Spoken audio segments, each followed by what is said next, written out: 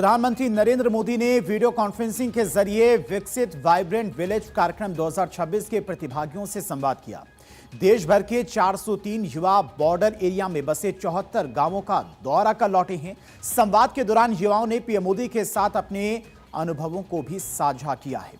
विकसित vibrant village programme के दौरान वॉलंटियर दिव्यांश जोशी ने हिमाचल प्रदेश के किन्नौर स्थित लियो गांव में अपने अनुभव प्रधानमंत्री मोदी के साथ में साझा किए। कार्यक्रम के दौरान युवाओं ने सीमावर्ती गांव में स्वच्छता अभियान, जागरूकता कार्यक्रम, वृक्षारोपण, सांस्कृतिक गतिविधियां और स्थानीय लोगों से संवाद जैसी कई गतिविधियों में हिस्सा लिया।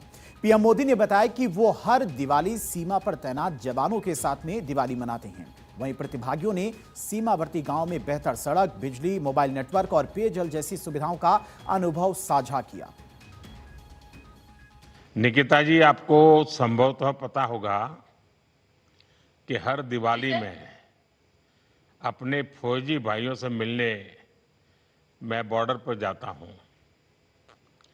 ये संयोग है कि साल 2016 में मैं दिवाली पर बॉर्डर किनारे बसे चांगो क्षेत्र में ही गया था। निकिता, आप चांगो के जिन गांवों में गई, क्या वहां महिला प्रधानों या जनप्रतिनिधियों से मिलने का अवसर मिला?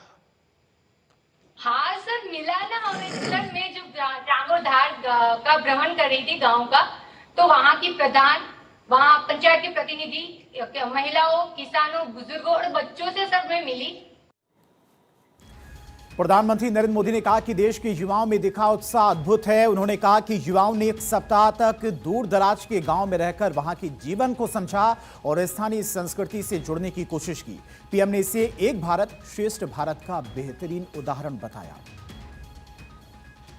भव्या गारू, आपसे बात करके ये भावना और सशक्त हुई है कि मेरे देश के युवा के लिए सबसे पहले देश है। The way you have upheld the spirit of Ek Bharat Shresth Bharat will inspire others. अच्छी बात यह है कि आपने खूब मौज मस्ती की। सही में आपकी रील्स देखकर तो आपके आंध्र प्रदेश वाले दोस्तों फूंगों में आ गए होंगे। ऐसे ही हमेशा प्रसन्न रहे। बहुत बहुत बधाई।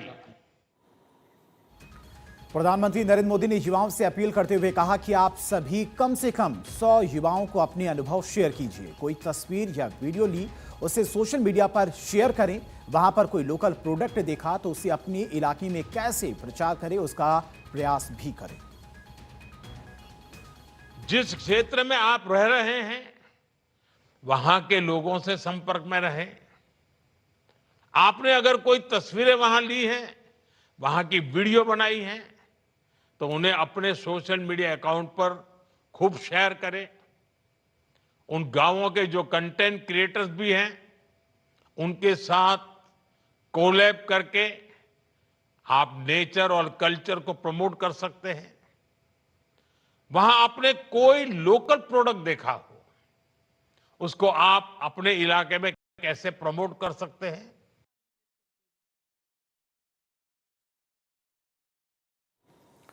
संवाद के दौरान प्रधानमंत्री मोदी ने कहा कि सीमा के गांवों का जीवन कठिन होने के बावजूद वहां के लोगों की देशभक्ति अटूट रही है। उन्होंने कहा कि पहले इन गांवों को अंतिम गांव मानकर नजरअंदाज किया गया, लेकिन अब सरकार इन्हें देश का पहला गांव मानती है, जहां से दुनिया भारत को सबसे पहले देखती है।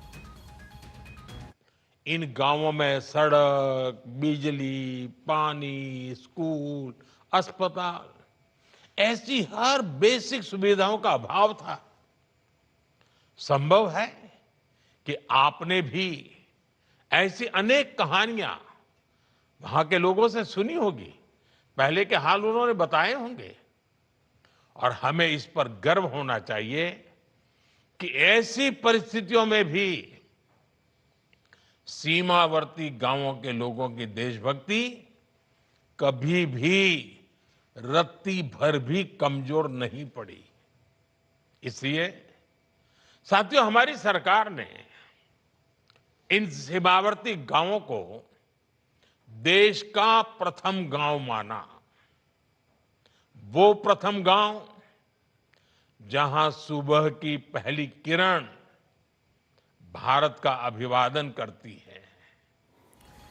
देश भर के 403 युवाओं ने बॉर्डर एरिया में बसे 74 गांवों का दौरा किया और इस दौरान युवाओं ने वहां पर लोगों से बातचीत की, उनकी संस्कृति और जीवन शैली को भी समझा। अब विकसित वाइब्रेंट विलेज इवेंट में क्या क्या हुआ? प्रतिभागियों ने सीमावर्ती गांव में रहकर स्थानीय लोगों से संवाद किया। युवाओं ने वहां की संस्कृति, हस्तशिल्प, पारंपरिक जीवन शैली और पर्यटन को जाना। सीमावर्ती क्षेत्र में विकास कार्यों और सरकारी योजनाओं का सीधा अनुभव लिया। युवाओं ने सीमावर्ती गांवों के लोगों से अपने अनुभव शेयर किए। युवाओं ने सीमावर्ती गांवों के लोगों को विकसित भारत के लिए सुझाव भी दिए। विकसित वाइब्रेंट विलेज कार्यक्रम 2026 को माय भारत के जरिए आयोजित किया गया था। इस इवेंट का मकसद बॉर्डर एरिया में बसे गांवों को विकास की मुख्य धारा से जोड़ना है, ताकि युवाओं को भारत की अंतर्राष्ट्रीय सीमा से लगे क्षेत्रों की सामाजिक, सांस्कृतिक और रणनीतिक महत्व समझाई जा सके।